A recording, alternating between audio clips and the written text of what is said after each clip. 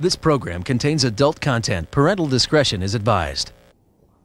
Today, inshallah ta'ala, a brother emailed me saying, Assalamu alaikum, I have discovered that my wife of 5 years is cheating on me. Anyone knows what the Prophet said about such a case? A man who his wife, she welcome any man to play with her? Anyone knows? The advice is this, bro. You drop her in a heartbeat.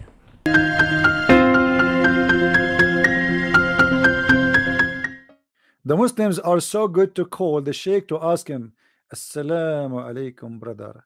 Brother, is it okay to shave underarm in front of my wife? A brother, she is your lawful spouse and it's okay for you to shave your underarm in front of her. Thank you, brother. I was really afraid to do that. Another call. Assalamu alaikum. Wa alaikum assalam.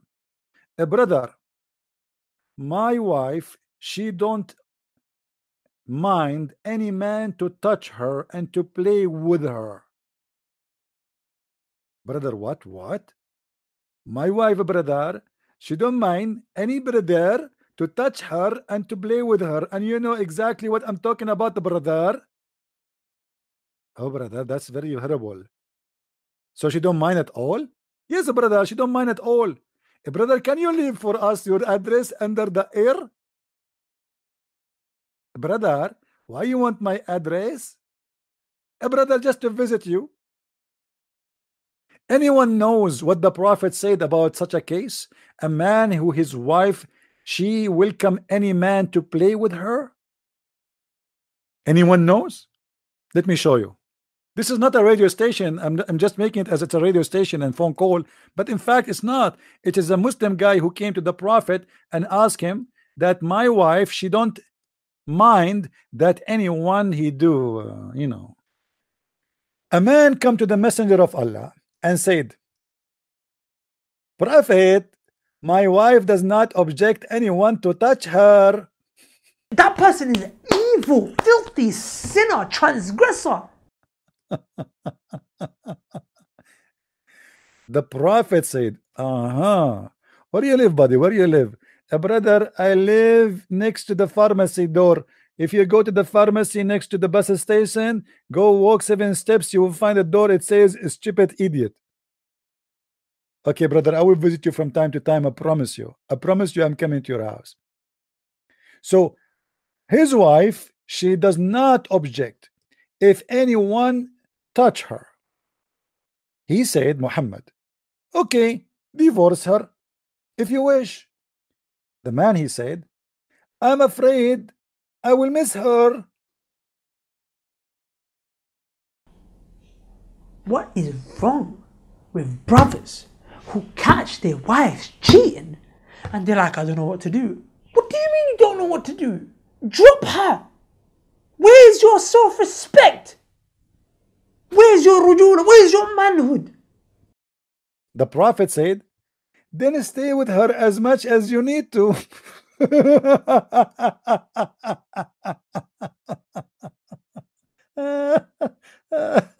Actually, the translation is super duper false. The Prophet, he said, قال استمتع بها ما شئت. Enjoy her then. The Prophet of Islam giving a moral answer, ethical answer. The guy, he have a wife, she is a whore. She sleep with everybody. Complaining for the Prophet. The Prophet said to him, okay, well, as long as she is like that, divorce her. The man, he said, well, I'm going to miss her, I like her. Muhammad, he said to them, he said, okay, well, then enjoy her as much as you can. So, which means Muhammad is giving him the idea, enjoy the whore, his wife, with the rest of the men. Muhammad, he don't mind. The advice is this, bro. You drop her in a heartbeat. Why is it confusing for you? What should I do? Leave this person. Allah will place him with someone better. Do you want your children to be raised in a house where your spouse is a fornicator? No, not fornicator. Fornication is if you're not married. Adulterer. This is worse. He had a wife to make love to. She had a husband to make love to. but she chose to do it in haram. This person, this is good. Do you really think a child of a parenting is going to come good in this kind of a household? Do you see it, Muslims, or I'm making things up? Muslims, did I make things up? Look what Muhammad said. قال استمتع بها. Enjoy her. Enjoy her with the rest of the men. Look here in this hadith. The hadith is coming with better translation, more honest translation. I think what happened in the other hadith is translated by a different person, so this person is more honest. A man come to the Prophet, S-A-W-S. My wife does not prevent the hand of man who touch her. Because remember, there's elements of cheating. Cheating is not all necessarily sex. There's cheating in terms of, I mean, cheating is all evil and haram and terrible. I'm just saying that, you know, to say that this was zina, that's a big thing. I mean, look how honorable this man is. Look how he's really man. This guy is the real man you want to have as a husband, especially if you work as a hooker. He said, the Prophet, divorce her then. He then said, I'm afraid my inner self might covet her. He said, then enjoy her. Very open-minded religion, brother. Muhammad, it's obviously Muhammad, he was a Democrat and he was going to vote for Hillary Clinton. Enjoy her. This is a prophet of God. A prophet of God. He is saying to a man, his wife is a whore, to enjoy her with the rest of the men who is enjoying his wife.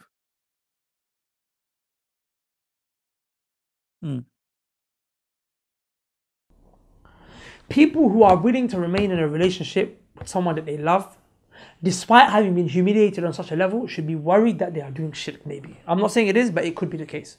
Because if you take complete love and complete humiliation and you take it away from your worship to Allah and you give it to a human being, where you happen to completely love or completely humiliate yourself against in front of that person, then now you've done shirk and that person is your God now.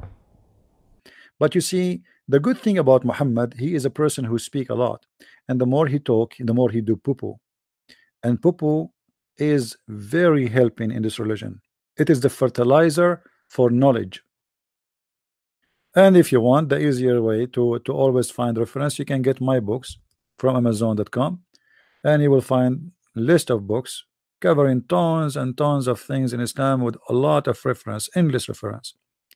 So they will be always handy. You will have an index and easy for you to find all the information. And I encourage people who speak languages to tell people about my translated books to other languages, like you know, in Netherlands, French, German, etc. Tell your friends, even in Swedish, tell your friends, so more people will learn about this cult. Because at the end of the day, the more we have people who have knowledge, the easier is to fight this dangerous cult, which might destroy your society, your economy, your security. Already you cannot go in the airport. You have to go in the airport 2 hours before the flight just because of Islam. As simple as that. You are paying at least $150 tax for your airline ticket just because of Islam, for security.